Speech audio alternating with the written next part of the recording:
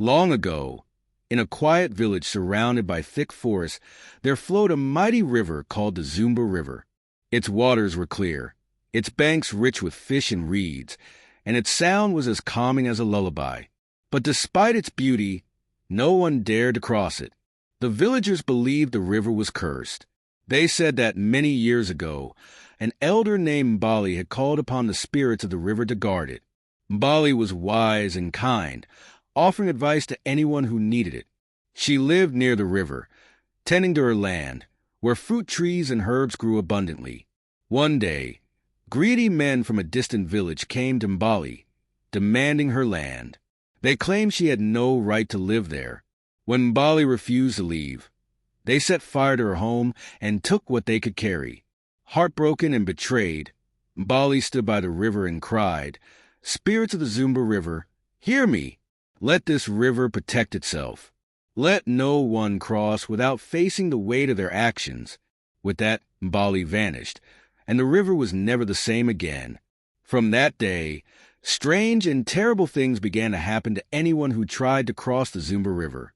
Some disappeared without a trace, while others returned to the village changed, silent, their eyes wide with fear, as if they had seen something too terrible to describe. Over time, the villagers stopped trying to cross the river. They warned their children, telling them, "The river remembers. Respect it, or it will reveal your true self." Among the children of the village was a boy named Tamba. He was curious and often questioned the old stories. "What if it's just a tale to scare us?" he asked his friends. "What if there's no curse at all?" Tamba's friends warned him not to think that way. "The river doesn't forgive," one said. "Even the bravest hunters won't cross it. Do you think you're smarter than them?" But Tamba couldn't let go of his curiosity. One evening, as the sun dipped low and painted the river golden, he wandered to the riverbank. He noticed something shiny on the far side. Squinting, he saw what looked like a golden bracelet lying on the ground. His heart raced. "If I bring that bracelet back, I'll prove to everyone that the curse isn't real," he thought. He waited until nightfall, when the village was quiet, and then crept out of his hut. The river seemed peaceful as Tamba stepped into the shallow waters. The cool water brushed against his ankles, and he smiled, thinking, "This isn't so bad." He waded further, the water rising to his knees, then his waist. The bracelet on the far side sparkled under the moonlight, urging him on.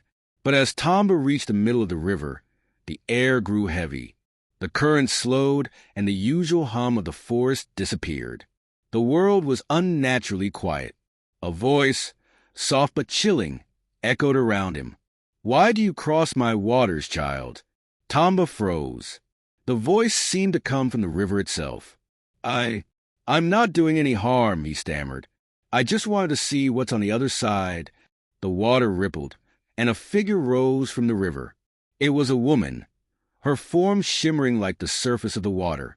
Her eyes glowed faintly, and her voice was calm yet powerful. "The curse is not a tale. It is a truth. All who cross my waters must face the weight of their hearts." Before Tamba could respond, the river swirled violently, and he was pulled beneath the surface. Tamba opened his eyes and found himself in a strange, dark place.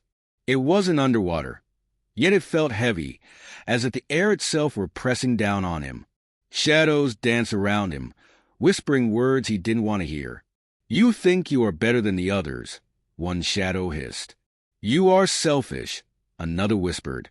"You care more about being right than respecting others," said a third. Tamba covered his ears, but the voices grew louder. They spoke of his pride, his doubts, and his hidden fears. He saw visions of himself mocking the elders, dismissing his friends' warnings, and sneaking away from the village. Tamba fell to his knees. "I didn't mean to hurt anyone," he cried. "I just wanted to prove I was brave." The shadows grew still. The woman's voice echoed once more. "Bravery without wisdom is folly. The curse exists to protect, not to harm. Do you understand now?" Tamba nodded, tears streaming down his face. "Yes, I was wrong. I should have listened to the stories and respected the river. The heaviness lifted, and Tamba found himself back on the riverbank, soaked but alive. The golden bracelet was gone, as if it had never been there. He stumbled back to the village, where his worried parents and neighbors were waiting. They asked him what had happened, but Tamba didn't share all the details. Instead, he knelt before the elders and said, "I was foolish to doubt the wisdom of our people. The river's curse is real, and it is there to remind us to respect what we do not understand." From that day, Tamba became one of the most humble and respectful people in the village. He warned others not to let pride or curiosity lead them astray. The Zumba River continued to flow, quiet and beautiful, guarding its secrets and reminding all who came near the lesson Tamba had learned. Some boundaries are meant to be respected, and true courage lies in humility. Thanks a lot for watching. Let us know if you enjoyed this story in the comment section.